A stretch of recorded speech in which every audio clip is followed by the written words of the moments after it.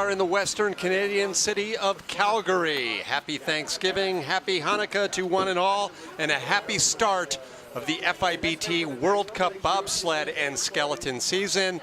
This is the two-man bobsled competition from Canada Olympic Park. Hi everyone, I'm Tim Singer, pleased to be joined by Olympic gold medalist Steve Messler as we get set for run number 2. Steve, some familiar teammates of yours are on top of the leaderboard as we check out the first heat highlights from just a few moments ago. Yeah, we've got Alex Zubkov, who legend in the sport, Olympic medalist, who's going to be a big threat heading to Sochi, sitting in 4th place after the first run. You know, with a slower start time than everybody else, which means he's driving really well.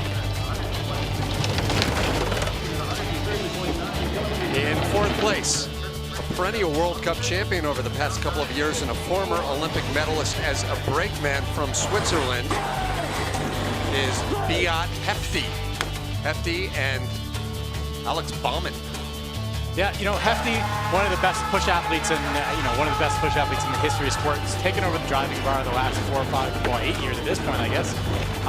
Big start and a solid drive. Really good drive. Solid drive, by the way. You see him heading right down the straightaway. We're going to see a lot of people with a lot of problems down that straightaway. Beat hit him right down the middle and, you know, put him in the 3rd place, right in the medal hunt. We expect the Canadians to do well on their home track, and we've expected this driver to emerge this year. This is Chris Spring, propelled by the big push from teammate Jesse Lumsden. Big Jesse Lumsden, former CFL player. These guys are at home right now. This is their home track. They get to sleep in their own beds last night. They came out rested, and it's Olympic year. They were fired up and ready to go here at home. The standings are tight amongst the top 2, but it is 2nd place for Canada, 1st place for the Americans. Last year, Stephen Holcomb opened up the two-man World Cup season with 3 consecutive victories, off to a big start here in Calgary. Yeah, the 4-man Olympic champion and my former teammate, and Steve Langton, the guy who took my spot in our 4-man sled, off to an amazing start. Langton had a huge push. Holkey had a solid drive in their new BMW sled that is rolling right along his first race in this sled. We should qualify that he took your spot, but that's because you retired. I did retire. Didn't win the spot. I was giving him the credit. But a suitable replacement. In 1st place, 2/100ths of a second. This is going to be a great race for 1st, 2nd, and 3rd. Then you have the rest of the field a little bit farther back, including Corey Butner of the United States. They will go in 20-1 position here in run number 2. But let's take a quick look down this track. Not considered one of the fastest nor hardest, but not without its challenges. It's not, Tim. You see, we pick up the sled here after we've gotten out of the start grooves the athletes have been in. And curve 1, 2, and 3, it's a flat top, which means your start velocity is so important. They have to be really soft. The drivers have to be really soft with their drives. But all of a sudden, as they come in, the sled starts to accelerate, and you hit curve 4 here. It feels like somebody lit a stick of dynamite and exploded it in through here. 5 into 6. 6, 7 coming through. This is 6, and into 7 has been a really bumpy transitions that push athletes have talked about all week, been complaining about that all week long. As we head into 8 here, this is where you're going to see a lot of people with trouble heading down the straightaway. If you don't lock it down here, you're going to suck all your speed away heading into the big 280-degree Kreisel turn. What type of speed at this point? At this point, we're going to be close to 130 kilometers an hour. We're going to come out of there about 122, 123.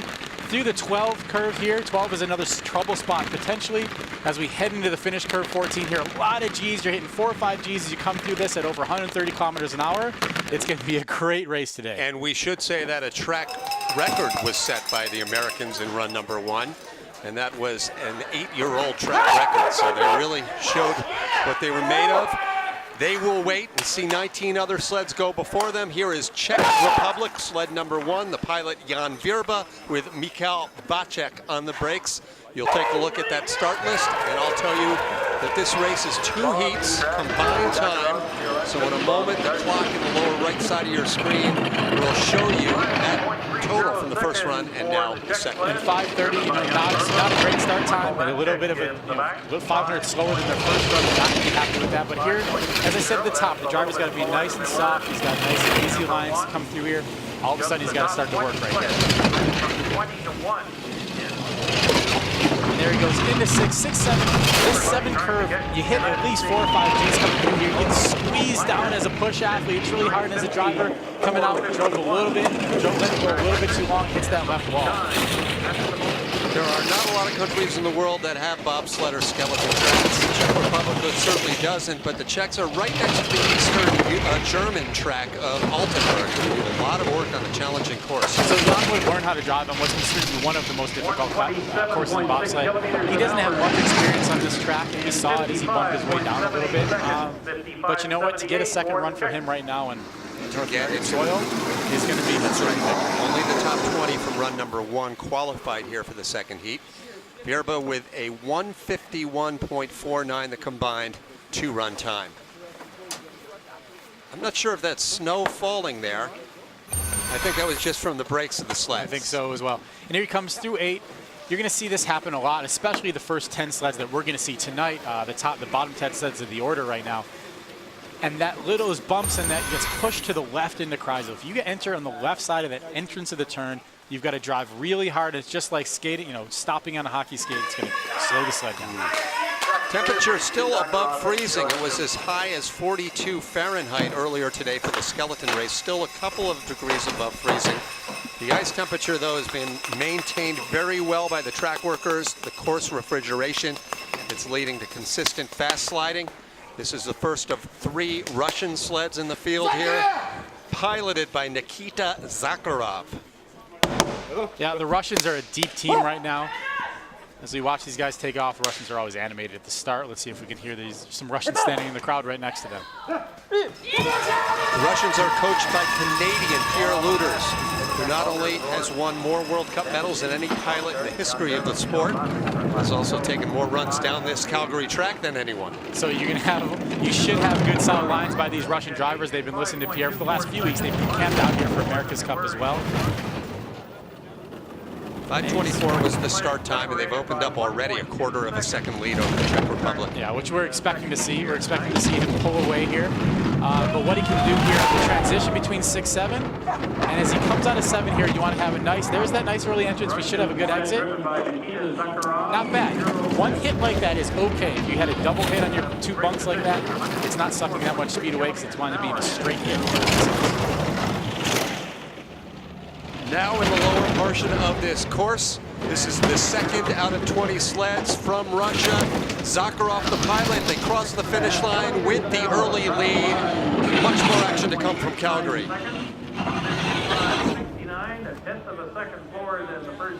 So a little break from our network coverage as we continue live throughout the world. For those of you watching the action, Russia, I mean, they're only going to get better, these guys. Yeah. They've got a lot of funding, to say the least, heading into Sochi. They've been putting a lot of it. It's one of the most expensive Olympics. It is the most expensive Olympics in history. Don't think that all of that was put into just to build the Olympics. A lot of that money was also put in, or extra money was put in, to make sure that athletes, especially in the sliding sports, are ready. Not a great entrance into 12. When you see the back of a sled actually turn in the middle of a corner, that means they're having to just yarn on the ropes, which is what the drivers use to steer the sled. First of 2 Dutch sleds now getting set to go. This is Edwin van Kalker, the pilot.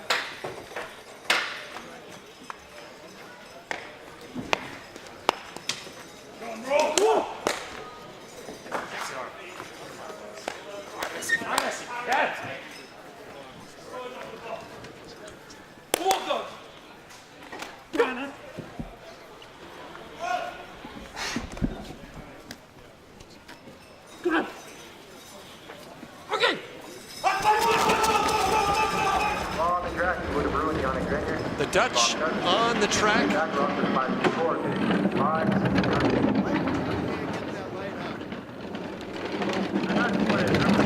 Pilot Edwin van Kalker with his brakeman Broer van der Zijde. The first of 2 consecutive Dutch sleds. Right before the break, the Russians took over the lead. Yeah, and this young driver, well, he's coming up. He's following the young driver at this point. The veteran driver should be able to chase down the young driver here. Edwin's been on this track quite often. And a big mistake out of We saw that in run number 1. We've been seeing that a lot. And he winds up getting pushed late into Kreisel, which means he has to drive hard, and he has trouble on the way out. Big skid These coming are out of hard things Kreisel. to come up. It just compounds as you go down the track. It's a logarithmic effect as you keep going one way after another. That's right. Hitting, multiplying times each other. And he only lost 300ths from one split to the next, but he is going to be hard-pressed to hit me in the... Oh, no, look at that. So despite those skids, he actually extended that lead. As, a little as inexplicable. as we picked him apart, it's a black magic at times, the sport of bobsled. You might be doing the right things that we can't see. Or could it be that the sled was set up so well that it performed well in spite of the No, drag? I have a hard time thinking that. I think Edwin's doing some things right. In the middle of the corners, maybe we can't see that. This kind of thing here is definitely going to hurt his speed. As again, we talked about during Heat 1, the sled is fast in one direction, that is straight ahead. As soon as you start getting, as you're moving forward, the sled's going the other direction, that's definitely not the way to do it. A late exit off of Kreisel, he has to pull it off, and he winds up doing that. I don't know where he gained his speed from, but good for Edwin to be able to keep it going. One Dutch sled down, and in the lead, here comes their teammate. Netherlands number 2, pilot Ivo de Bruin and Yannick Kleiner. Right, come on! Netherlands, another nation without its own bobsled track, but they do have a push track, a practice facility in Groningen, and the track in Winterberg, Germany is just about an hour away from the Dutch border. And they wound up using that as a home track. The Dutch, recently they've been really good push athletes. They've been able to get their start times down. We're seeing them a little bit off of that pace right now, but 5:25, a little bit 100 improvement for the first heat. Second fastest start of the early 4 we've seen here. Still ahead, Americans, Stephen Holcomb and Corey Butner. Some Canadians challenging for the top of the podium. All of the big names in the final few sleds. So Tim, as he was coming through the track here, he's having to, you want to drive as little as possible when you're bobsled driving. The more you drive, the more you're cutting ice. The trick is being able to nail it in the right spots. And when you haven't been on a track much, like Ivo de Bruin here he hasn't been in Calgary very much, he's got to drive a lot more to wiggle the sled to get to the places he needs, and he's going to wind up being a little bit slower compared to the rest. He's picking up some time on his teammate here, but again, relative to the rest of the field, he's going to be losing. Both Dutch sleds had the exact same start time. De Bruin had the better bottom part of the track, quarter of a second advantage, and you look a little perplexed here, Steve. This is amazing to me to see De Bruin come through and really hand it to Van Kalker, the veteran. Again, maybe it's something that the Dutch, maybe they're putting more of the focus in on Ivo at this point to see if they can, make a haul not only towards this year but to years beyond. I mean, Edwin's been around for quite a while at this point. Curve 8 here, or no, this is lower down, the finish This is curve, 14. right? You'll see as a push athlete here, the finish corners, especially these big, huge ones where you're going over 130 kilometers or right around 130 kilometers an hour, you're feeling over 4 Gs at this point. You're getting smushed back. The monkey is jumping on the piano that's on your back at the point, and all you can do is just feel your head rattling and your body shaking. This is the one track in the world I've ridden down. Really? 1990, I was in the number 2 seat. And I couldn't believe it. It was unbelievable. It's a great, it's a great passenger. It's a great taxi bob. It was Terry Godzowski. We had a Terry. microphone on him. He was driving, and that's what kept me calm because he was talking all of the way down. Now we're approaching Curve A, heading to the Kreisel, and the fact that he was calm, I said, well, this can't be that bad. No, it's a great track here in Calgary. From Switzerland, Gregor Baumann with his brakeman Thomas Amlein. Baumann, the number 2 in the depth chart on the Swiss program, well behind Beat Hefty, who sits in 3rd place after the first run. The Swiss, a typically proud bobsleigh nation, not having the best last 4 to 6 years at this point, especially in the big races. Gregor is somebody who they have hopes for. He's a younger pilot. He's a former push athlete, but he hasn't been able to step up like Beat Hefty. Coming back from an injury this season. Yeah, I believe, Stephen, I can't document this at the moment, but from every Olympics from 1948 until 2006, Switzerland won at least 1 medal in bobsled. That sounds about right. And they got shut out in 2010. I can't say that I didn't take part in that shutout at that point during the 2010 Olympics, but to see Gregor now putting together a really nice run actually here. His start time of 5:22, the fastest so far by 300s of a second. really clean lines down here in the crucial lower labyrinth. You know, having a lot of drivers are having a little bit of trouble as 11. It's getting a little bit abrupt on and off for them, but he's putting together a really nice heat at this point. The Swiss move into the lead in the early going in Calgary. 1 second, 55. Wow, great run. Yeah, he 2,700s up. He was only 900s up, or 800s up heading into this heat. So he's actually picked up over 0.2 of a second in that run, if I'm running my math correctly. So how are these finish times actually comparing to the first run? A little bit slower.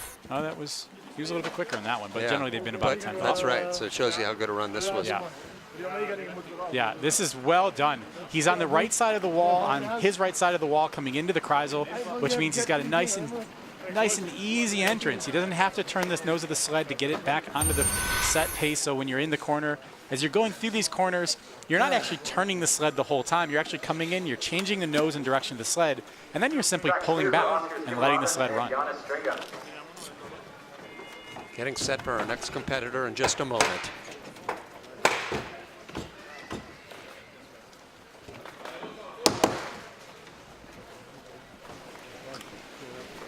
Before every bobsled race, while the coaches are working on the sleds, the athletes are jogging, then sprinting and getting ready for these 5 seconds. The 5 seconds that they can start the bobsled. And this Latvian team had a great start time, Steve, in run number 1, a 5:11. They did. The Latvians are very, very strong at the start. We've been seeing this year after year now. They've been getting the habit of having massive starts. And a 5:12, a 100th off the pace for them. But we've been seeing everybody else around 100th ahead or 100th behind, so it's about right for them. What's amazing is while often the track slows down for run number 2, the athletes themselves seem to keep a little in reserve, and more often than not, you have faster start times in heat. Your adrenaline's going more. You know that it's on the line at this point. The first heat, you know you've got a whole nother heat to go. This is it. You can lay it all out. I'll lay it all out at this point for themselves. But Latvians having a rough entrance into Kreisel right there, that's going to suck a lot of your speed up as you head into this crucial Kreisel. We haven't seen anything remotely resembling a crash today, so really the differences are made on those bumps and those skids, and the Latvians have fallen behind. Absolutely. And again, when you hit a corner, when you hit a wall and you see the front end hit and the back end hit the skid, that's what's really going to kill your speed. Sandis Prūsis, a former World Cup champion. There have been so many great Latvians over the years, including 2 Olympic gold medalists in the 1980s. Or 2 Olympic medalists, Union, but yeah. Gold and a bronze. Sintis Akmanis and Sandis Prūsis representing the Soviet Union. But if you ask them, even back then, they said they were sliding for Latvia. Indeed. And this coming across the line behind the Swiss shows you how good Gregor Baumann's run was from before that. You see him skidding here and heading into the left wall, on the left wall going into Kreisel is about the worst place you can be. And you can just see that sled, that nose turn really hard heading in there. Coming through now at the bottom of the track, running about 130 kilometers an hour at this point. Flying through, going on your way into 12. Getting a little bit of trouble. That's about as much trouble as we've seen somebody at the edge of the 12 there. Yeah, well, that's why I made that point. It Yeah. Didn't resemble a crash, but that was a good hit. You know, Steve, I don't know when the last time I covered a World Cup or any international bobsled race and said that the 3 German sleds after one run were sitting in 7th, 13th, and 14th position. That's what we're looking at here. The 14th place sled right now, the Olympic silver medalist, Tomas Florschutz, and his big Olympic champion brakeman, Kevin Kuska. Yeah, these guys, this is a disappointing start for them. They are not going to walk into the hotel happy tonight. A 5:21 start is exactly the same, not stellar start that they had in the first run. We speculated during the first run that maybe they're pacing themselves for later in the year, but with other German pilots awaiting their return and hoping to get on the team, I don't know if they can afford to do that. Yeah, it's something that I can't believe at this point, given the fact that it's Sochi, the ice is soft, you want a good start order. The World Cup season is important in the Olympic year now as opposed to what it used to be, because at this point, the Olympic start order is actually based on your World Cup rank. So if you have a bad World Cup season, you're 10 sled off. You're giving up 500 to a 10th of a second. Not worth it. Well, very un-Kevin Kuska start time of 5:21, second fastest, but nearly a 10th behind the Latvians. So here they make their way down to the bottom. It should be enough for the lead. One German sled takes the lead, another getting set to come down. You know, over 900ths of a second. 0.03 seconds. For the German team, Thomas Forschutz and Kevin Kutka, 55-03. So another commercial break for our television audience, but Steve, sorry to cut on you there, as you had a great point you were about to make here. I lost my train of thought. Okay, yeah. I lost it. Okay, well, we get another look. Forschutz, and Kevin Kuska is one of the legends in the sport. Head back and forth. That's Kevin's. He's That's always been like his that. style, because some will tell you you lose time doing that. And you see the sled break away a little bit. Great camera work here. You see the sled break away a little bit, and Thomas has got to overcompensate heading into one, which is just going to suck their speed away as well. Another German sled coming up in just a moment here in Calgary. About 15 seconds away from our return to live action, and Max Arndt. The track is clear for Max.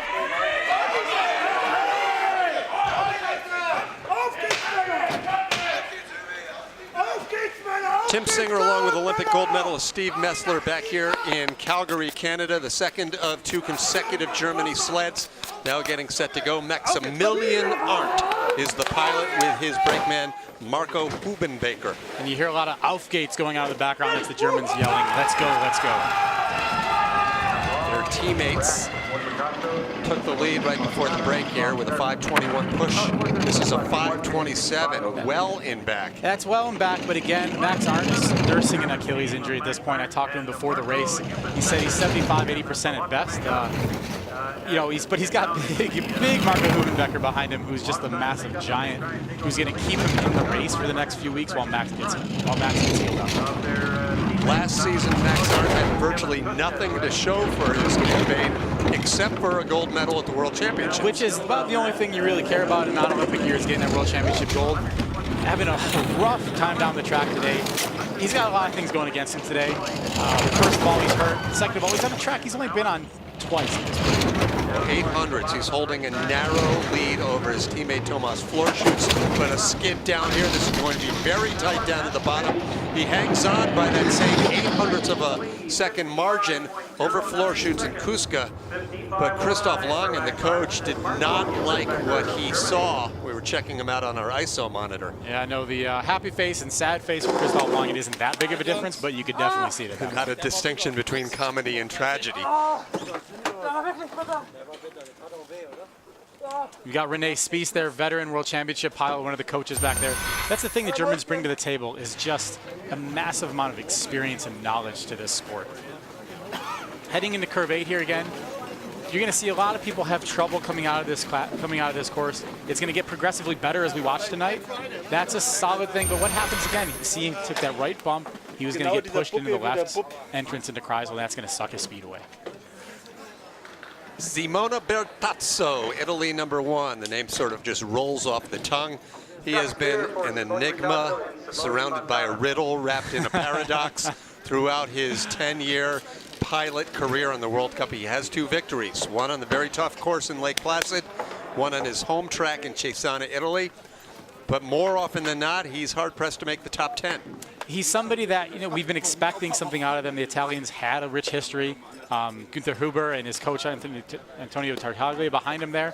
He's got a great coach in Wolfgang Stomper now. As recently as '98, Huber and Tartaglia shared a gold medal at the Olympic Games. You see these big guys get in. You see they get in before the drive lines end at that point. We're going to talk about that more in the next couple of runs. You see them, the drivers need to be in and have control of the sled as the sled leaves those drive lines. You see them having really soft hands at the top of the track. And all of a sudden, here we go into curve 4, off the sled goes, and we're off to the races at this point. The acceleration that you feel in these sleds is just amazing. And especially through this curve 7 here, you feel an over 5 Gs going to the Omega. Tatso captured bronze at the 2007 World Championships. Little skid, but he corrects it heading into Kreisel. He does. That's a good catch. That's an experienced driver. That's his good catch skills coming into play right there. Italy with a great tradition as well in the sport of bobsleigh, including maybe the greatest pilot in the history of the sport, Eugenio Monti. We've had several memorable tracks, including Cortina, Cesana, and a natural track up until about 1990. And Wolfgang Stomper and Tartaglia not necessarily pleased with dropping a couple spots at that point, but it goes to, young Max Arndt having a big run, proving that he's going to get healthy. He's going to be fast come Sochi. Proving that Germany is back where they believe they belong. 1-2 in the leaderboard. Slowly, he's going to, Mark Sarnes is going to slowly creep up into the top 10 here. Here we see the exit of 8. Watch the runner tips here. Watch the front. See him just feathering it oh so gently. That can sometimes get you in trouble on a flat straightaway like that. But his experience of being gentle and patient actually allowed him to right the ship. Simona Bertazzo and Simona Fontana, third place for the time being. The concentration on the face of pilot Justin Cripps. First Canadian sled to go now, first of 3. A couple of track and field athletes turned bobsledders. Cripps originally from Hawaii, moved to Canada when he was young. He's a track and field university performer. And his new brakeman, Brian Barnett, a 26-year-old from Edmonton, a 200-meter sprinter at the World Championships and Olympic Games. Very well-known sprinter and track and field athlete up here in Calgary, and not only the province of Alberta, but all across Canada. He's been somebody they've been trying to get out for years. Finally, they tempted him. First World Cup race. They had a really big 5:11 start in the first run. Let's see what they can put together here. Nice, gentle load. It amazes me as we see that 5:13 sometimes how calm the athletes are getting into a sled. Describe how it's much tougher than we see it. As the push athlete gets in, he's got to accelerate the spin. He's got to hop in nice and soft. But the driver's got the really difficult thing, which is be as fired up as humanly possible, as if you're about to hit an NFL football, hit the line in the NFL game, and then all of a sudden get in a sled and calm himself down. That's right. And have to be very gentle with the sled. Because the steering is all just very subtle movements. Very, very subtle, very, very temperamental as well. Cripps is not going to like that entrance to the crowd, so that is going to hurt his speed. You're going to see a big speed drop as he comes out here. Great start time, 5:13. And 1:18.6, he's not going to be happy with that. That happened at the entrance of the curve. He's only 600ths up. That's after being 0.2 of a second up. Now it turns red. He falls behind. Will he fall behind both Germans? Third place right now as the Germans hold on to the lead. 0 seconds, 55-20. The German team of Max Arndt and Marco Julenbecker continue to lead here. So a disappointed pilot, Justin Cripps, justifiably so, Steve. Yeah, that's not the mistake. He didn't have a perfect first run either. It's Olympic year. It's his 4th year at this point. He knows he expects better out of himself. He's going to be disappointed. Barnett with good form back there. Yeah, you know what? It's to be in the back of a sled is something he's still learning. You can still see his shoulders coming up a little bit here. He's going to need to learn to be a little bit flatter of a back. That's where the aerodynamics really work and kick in as a brakeman. It's something that you play with in the wind tunnel. You do it. You learn the skill over and over. You can't just hop in there. There is a difference between a fast and slow brakeman. 2 champions, Arndt and Floorschutz, leading the way midway through run number 2 in Calgary. 2 minutes to the start of the top 10 runs. Kashinov and Vovoda on deck at Bob start.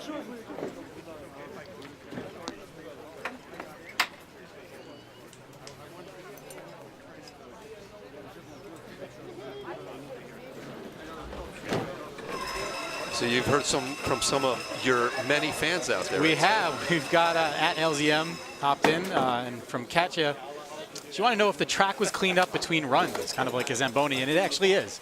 They'll actually go through and they'll spritz with water. They'll have hoses around the whole track. They'll spritz with water. They'll let it solidify there, and it does the same exact thing as a Zamboni in an ice hockey game would do. At the same time, you'll see guys in the track. They'll be scraping. Ruts will form on the track as it goes down. They'll scrape, they'll fill with slush and water. They'll scrape, they'll fill with slush and water to try to get that track back to a proper form so it can be as fast as possible for these athletes. These guys on the track work so hard every single day and every single night, and they love nothing more than having the pride of seeing a fast track. And daytime racing presents an additional challenge. Daytime racing does. The sun gets on the track. It melts everything a lot easier, a lot quicker. Those ruts form. But when a Steve Holcomb breaks a track record, who he should go down and thank? He needs to go down there and pat and shake the hands of the guys who've been on the track getting it there. Because if those guys did not work as hard as they did to get the track in that condition, no way he comes within a second of that track record.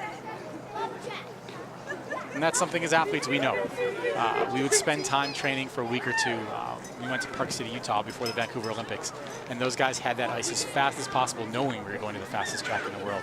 And every day it was boxes of pizzas for those guys at the end of training from us.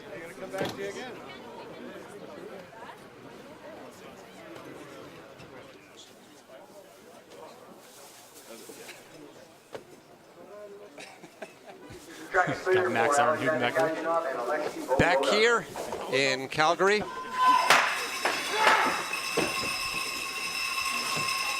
getting set for the final 10 sleds now in the opening World Cup two-man bobsled season.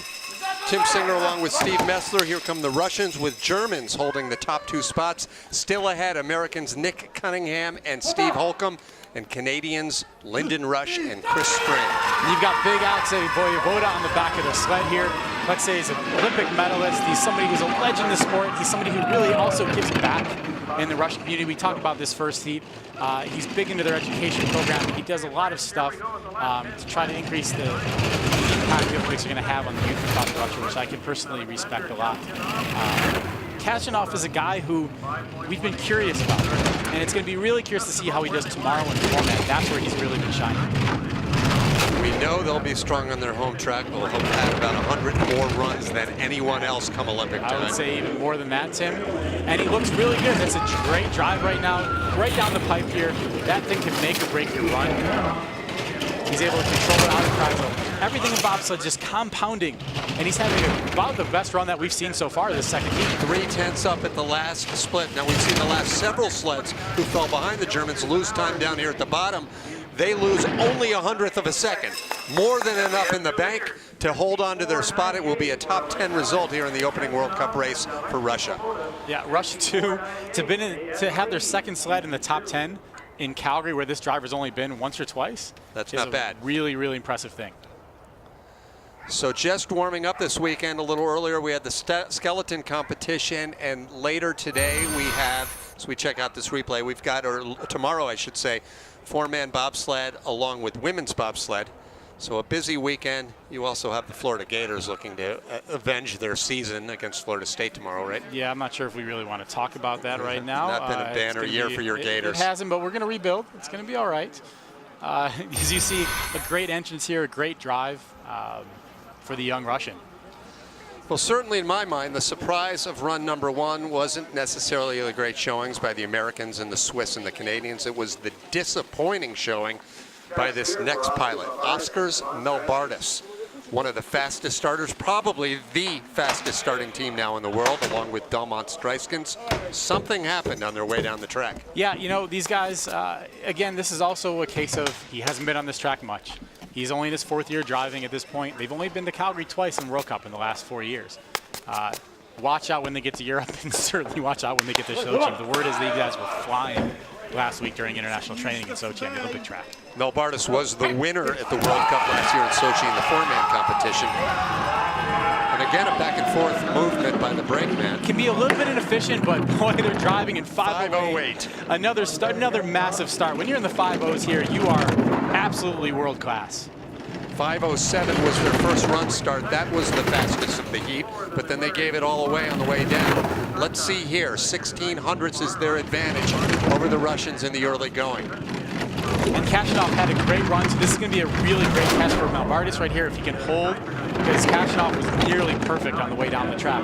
This will be our big exit here. A little bit of steering, but not bad. He held it. Not an easy thing to do. Not an easy thing to do, especially for a young pilot, to hold that straightaway. Now in the lower portion of this track, this is Latvia number 1, 1800s. It's going to be very tight. 8 sleds remaining here in the competition. For the time being, Oskars Melbardis moves into the lead. We'll be back in a moment. The Latvians are in charge in 54.82 seconds. 54.82. Sandis Prusis looked happy up there. Absolutely, 149.62. So, you know, sometimes even if you don't finish as well as you thought you were going to, if you have the better second run, you kind of take that away from the hill. Yeah, you do. He's going to feel good heading into 4-man tomorrow. He had a great, this was a much better trip than the first run. And you see these guys. These are guys who you put these guys up in an NFL combine, I will take them any day of the week against the majority of NFL players. They're fast, they're strong, they're agile, and to be able to just accelerate that much and just get in the sled and relax is not the easiest thing to do. And it's a sport that really is given a lot of attention in Latvia. Perhaps only hockey is more popular during the winter. Nick Cunningham and Johnny Quinn. All right, here we go, boys.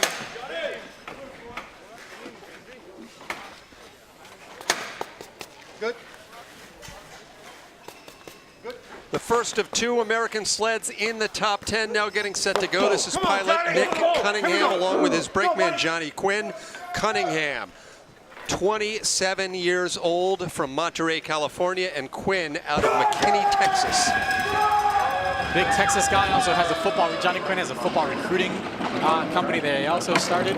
And Nick, 2010 Olympic push athlete, turned to the driver's bar, and these guys have been ripping and tearing last year. I can't wait to see what Nick is going to be able to do this year. His #1 brakeman, Dallas Robinson's actually taking the night off. Hopefully getting ready to go for foreman tomorrow. 1100s behind the very fast starting Latvians. I should correct myself. We have 3 Americans in the top 10. And that's led by Stephen Holcomb, the first heat leader, USA #1 pilot. And that 5:18 start that Johnny Quinn and Nick Cunningham just had just got burnt away by that exit out of curve 8, and it just skid and bumps on the way down.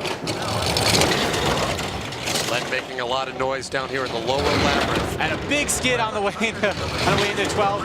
Nick, a worse pilot would have been over at that point. The way he skidded on the way into 12, he was able to just keep his calm and relax. And that's the thing, going 125 and 130 kilometers an hour and something bad happens, you got to be able to, there you go, Nick knows Lost a lot of speed down at the bottom.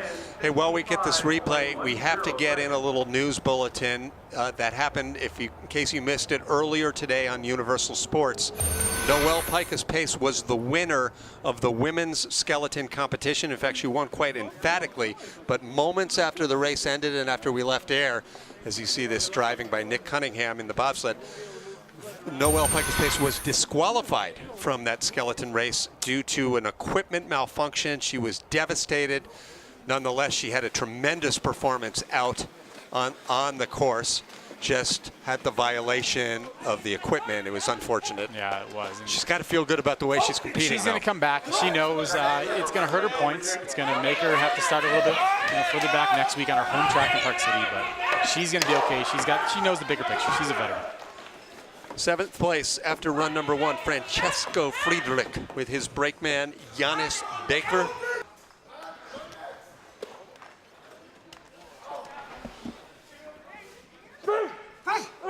Just for Friedrich, they had a 5:19 push with big Janis Baker on the back of the sled here. Big boy in the back.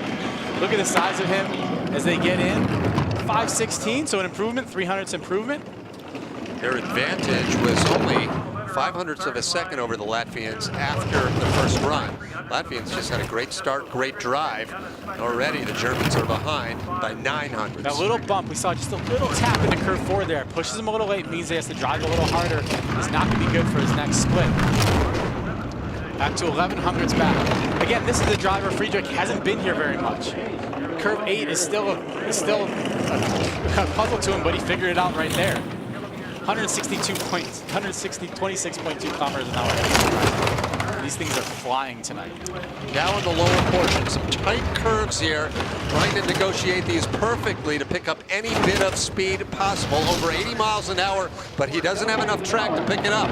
Cuts the lead to 400ths, falls back 1 spot. Christoph Langen, the head coach, disappointed, and the Latvians hang on to the lead with 6 sleds remaining. The Germans are going to go back to the hotel not happy tonight whatsoever.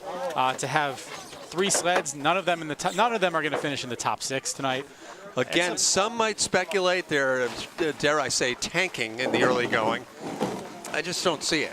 I don't see it, but it is Christoph Langen comes from a different, he was an athlete at a different time. These guys, the entire tour is training through this right now.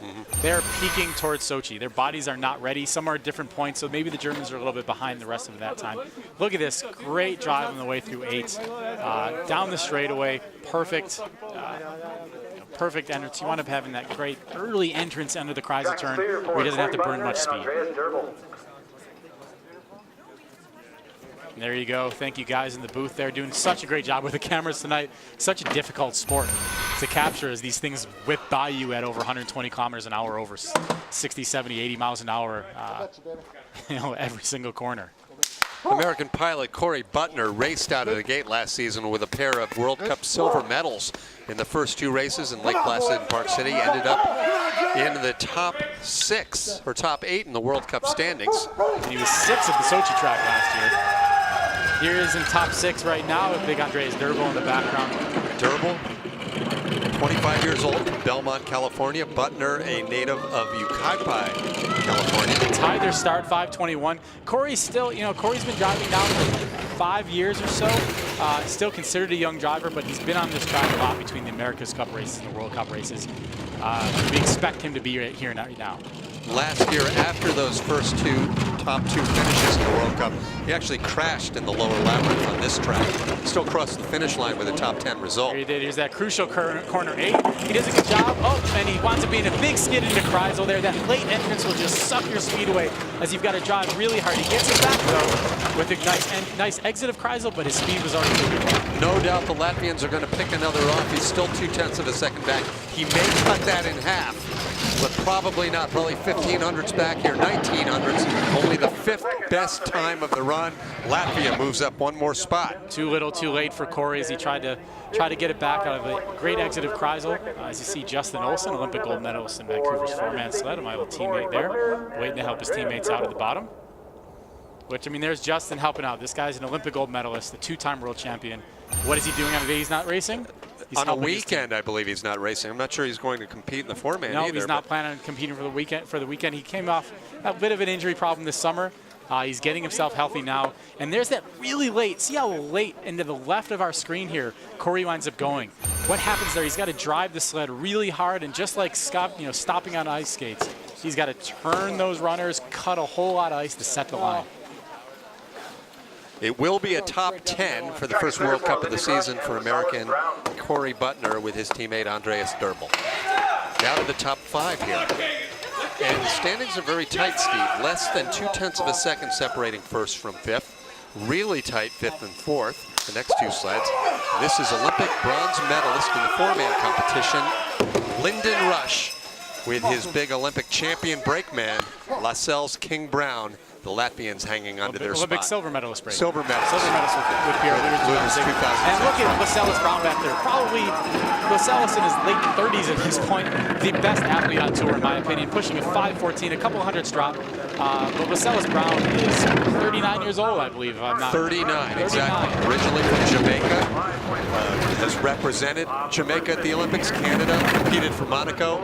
Push brake athlete for hire.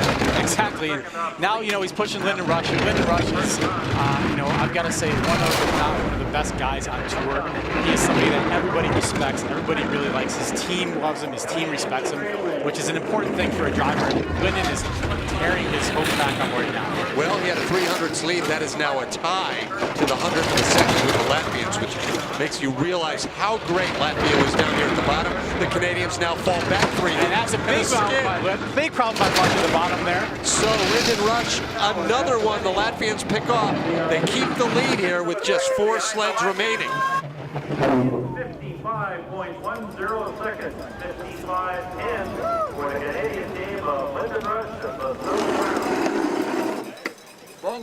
Well, how many more, Steve, can Mel Bardis pick off? Well, I'll take you back to what you said when Mel Bardis was up. He was, your biggest disappointment of the first heat? Yeah, he's going to be the biggest surprise. Yes. He has moved himself in at no worse than 5th place. Zubkov's going to have a really big run to get back. And we see Lyndon had a problem going into 12. A little bit of a skid. He had to drive it down too hard right there and watch the sled come right back up at the end here. This is panic button right there. He's just a little bit of a panic. Lets the sled fly. His experience does let the sled fly, but it's, Stefan Bosch not. He's surprised by that. This is a track that Lyndon knows better than probably anybody else on this course right now. The Russians, Alexander Zubkov and Dmitry Trunikov, now getting set at the top.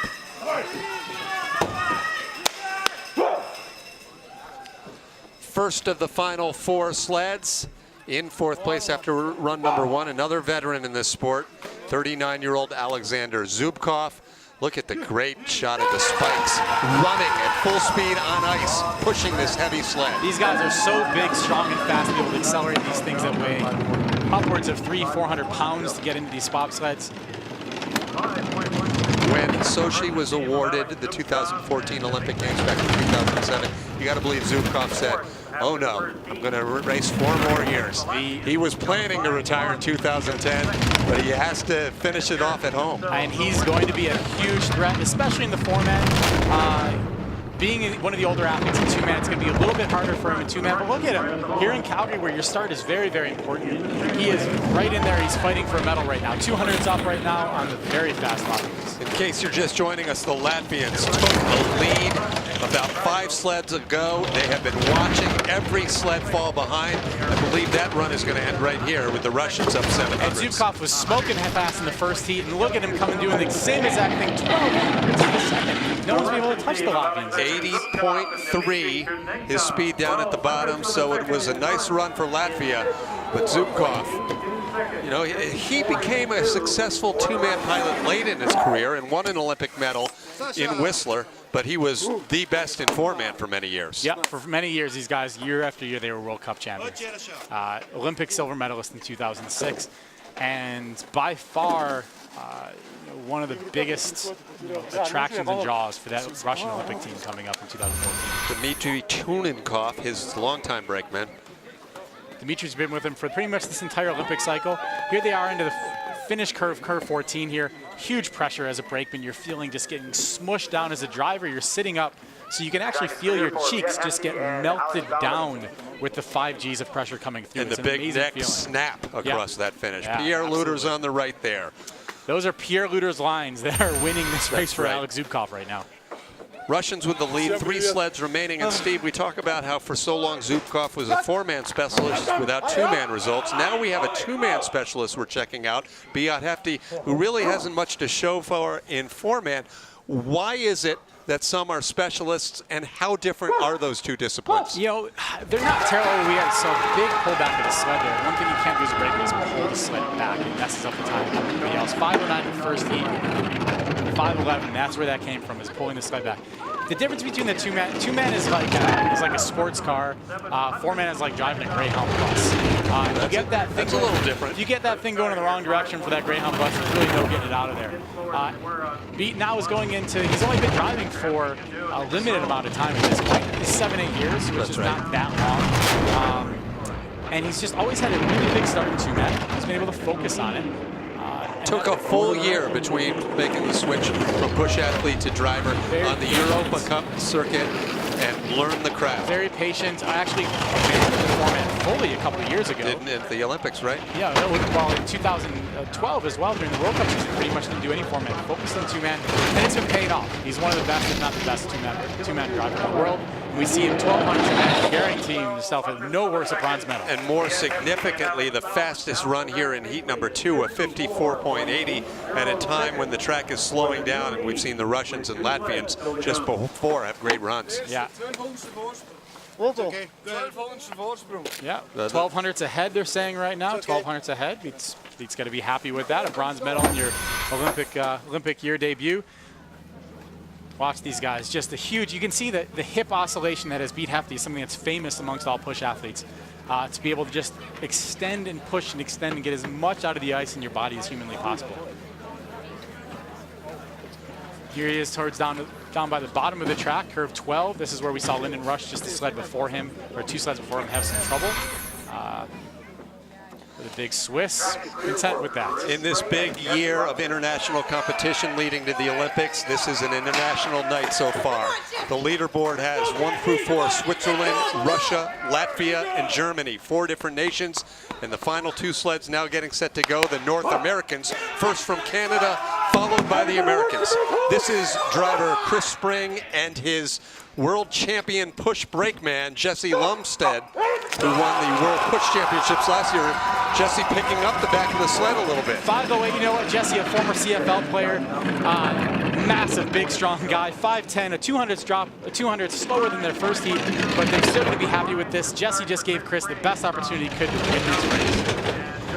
Chris Spring has competed for Canada for several years now, but a former Australian, only received his Canada citizenship earlier this year, so he's really getting ready for the Olympics. And just about 2 years ago, Chris had a horrific accident in Altenburg, Germany, where he and his crew were at death's doorstep. Chris is back now. He's got the best push athlete in the world. Ooh, big skid there out of 8. And those are the kind of things that are going to hurt his speed. We're going to see what it's going to do on his way out of Kreisel here. He's able to recover it. but he's got his work cut out for him at this point. 700s down to 200s. This could be down to the final few curves here. Will it turn red? It does. Good night for the Swiss here, and say good night to the Canadians as they fall back one spot by 400ths of a second to the disappointment of Coach Stefan Bosch. Yeah, they're going to not be happy about this for about 30 seconds, and then they're going to realize they have a World Cup. That's right. They've won at least top 3 here. And let's check out where this happened. It was that very tricky exit out of 8. What seems like a benign straightaway leading into the Kreisel. Yep, and you see the back end of the sled just go away, and you see him just fluttering his runners. This is experience in the track to get it back straight. It could have gone a lot worse. He could have dropped further back than just one spot at that point. Great driving by Chris to correct. Mistakes are going to happen. It's how you react to the mistakes in this sport is whether you're going to be on the podium or not. And Chris Spring letting that hair go and the beard go. I like it. Switzerland with the lead, 1 sled remaining. The Americans have been strong over the past decade, starting with Brian Scheimer leading to Todd Hayes, but now Stephen Holcomb has a chance, Steve, to do something this year, and that is make an American pilot the unquestioned best in the world. He has been, obviously, he's an Olympic gold medalist, but he's been in that group with Zubkov and with the Germans. But now, with some showings here this year leading to another Olympic medal, it'll be the first time in 80 years you can unequivocally say a USA pilot's the best in the world. And he's got big Steve Langton on the brakes right now.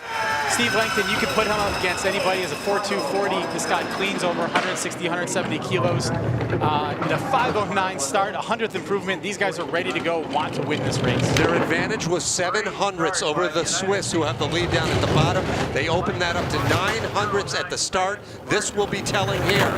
10th of a second. That's what it should have been with that great velocity they had. This is a track that Steve Holcomb has been driving his entire career. We should expect him to pull it together. That 6.7 was a little bit tight sometimes. This is going to be our telltale here.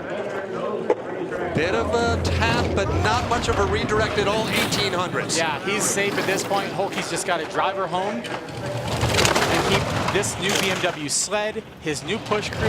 Wait until they get these guys that are going to be so excited for Foreman tomorrow, as Holcomb's about to win the gold medal in the opening World Cup Olympics. As he did last year, American pilot Steve Holcomb opens up the new campaign, the Olympic season, with a victory, and he does it with an exclamation point, Steve. The fastest run in Heat 1, the fastest in Heat 2. 1600ths of a second to win the Calgary 2-man race on a track that is not overly technical is the exact result that these guys wouldn't have even imagined heading to this race today. There's his Olympic gold medal teammate, Justin Olson. Holcomb's so mild-mannered. You know he's pumped up. You've been as close to him as anyone, Steve, but that's his happy face. He tries to stay in control. There he is. Thumbs up, a little bit of a smirk. This is a statement right now. The rest of the world, Superman? We have a new Superman? Does he want to be the Martins Dukers of bobsled? The rest of the world just saw that Steve Langton and Steve Holcomb are not messing around in Olympic year. The Russians have got to be scared of this. The Germans have got to be scared. The Swiss are standing there.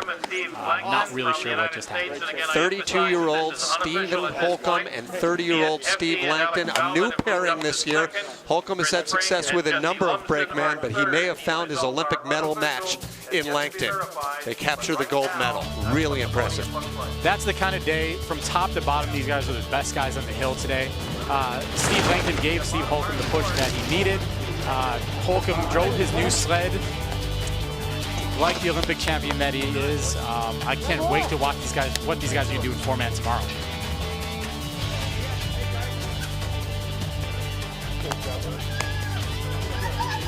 Well, the other big story other than the Americans winning was how international this leaderboard is. Check it out, top to bottom, USA, Switzerland, Canada, Russia, Latvia, Germany. Unbelievable. Then you have the second group of Russians, Canadians, and Americans, but it's going to be a good international field, which will only change as they go from track to track. Yeah, every track is different. Everybody's got more or less experience on each one. Back with the interviews in just a moment here in Calgary. So you do the flowers first.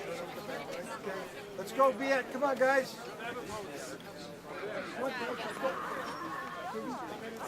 Jesse, Chris, come on.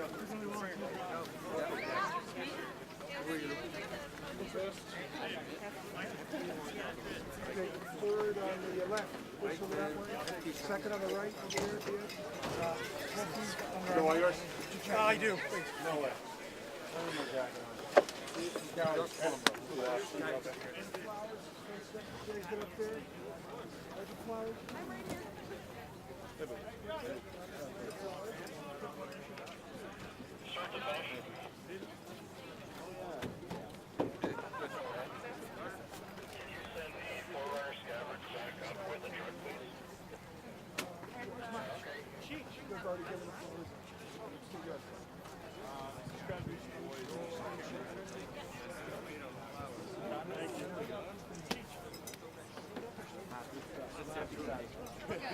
I'm not.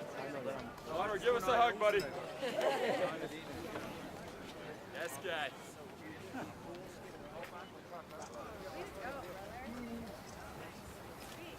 Let's get in here, guys. Okay, now we're ready for the flower show. Be right close to the podium, too, please. Thank you.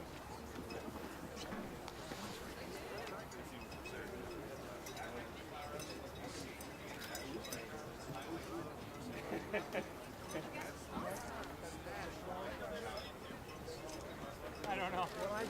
Yeah, I know. Guys, just that's what I take people said. Pause, then we do interviews. Okay? When I say Award ceremony. what? I go high, then we go far. Probably.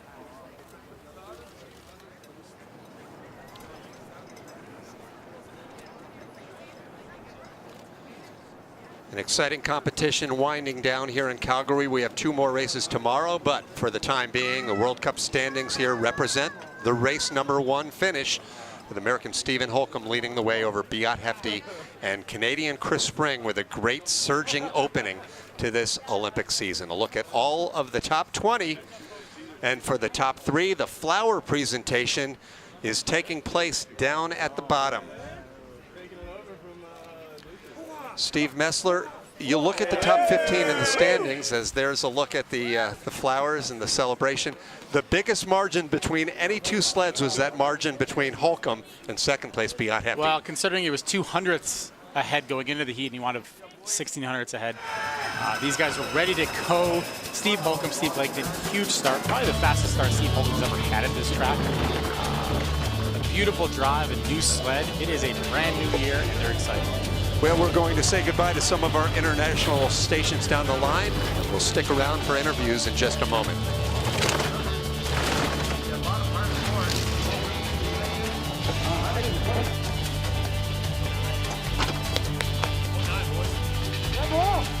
And Americans Steve Holcomb and Steve Lankin capture gold in the first World Cup season, or race of this Olympic season. As we come back to Calgary, let's send it down to the interviews. The top 3 are standing by with John Morgan. John? And third place, Spring, Lumsden, happy with both your runs?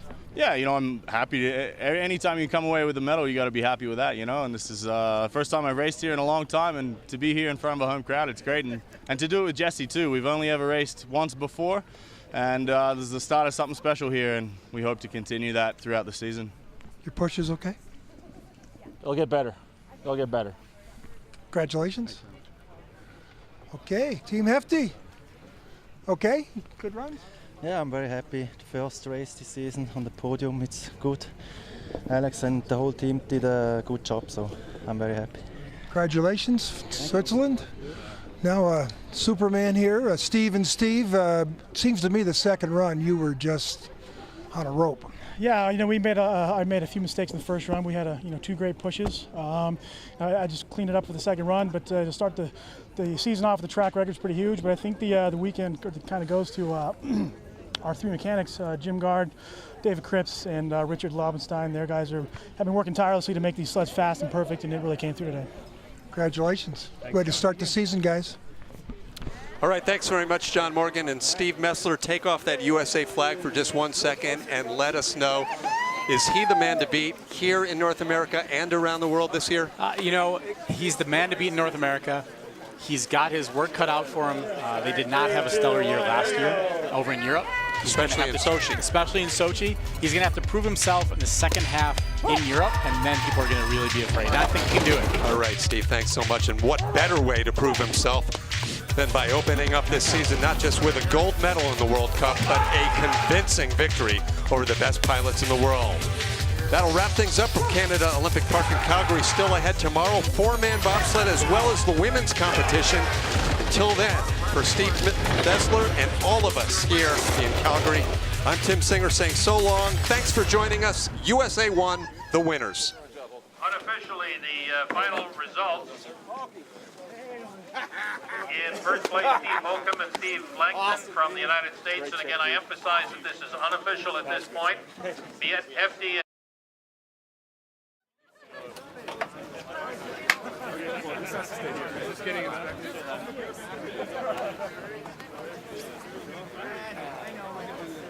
Should take the runners off while it's getting, like, you know what I mean?